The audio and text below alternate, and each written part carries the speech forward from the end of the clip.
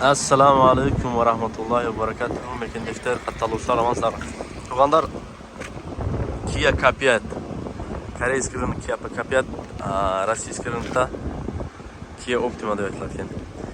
2014-жылғы Kia Optima российский учетто анча-мунча чийилген жерлери бар. Бескульчой доступ, старт-стоп дегендей. Чисто на газу. Вот Kia K5 Pro. Получается чисто вот на газу.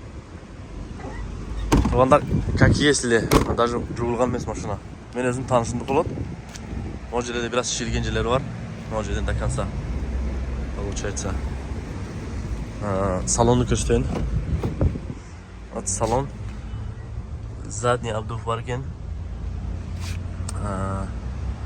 Кожасы она живой. Дрон не уставший, да, получается.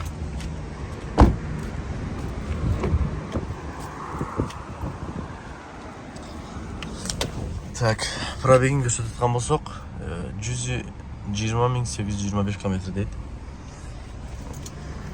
Так. Задний камера. Салон такой чистый, туғандар. Так что қайырлыңыздар.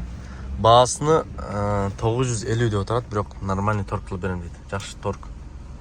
Жақсы түшіп скидка қылып берем дейді. Өте срочно сатылуда. Номерін қалтырып қоям, иншалла чалыңыздар. Байланышыңыздар. Енді бұл, конечно, таксиге болып өтті деп ойлаймын. Доставка личный использованиеға өте жақсы. Ассаламу алейкум. Көрішкенше туғандар.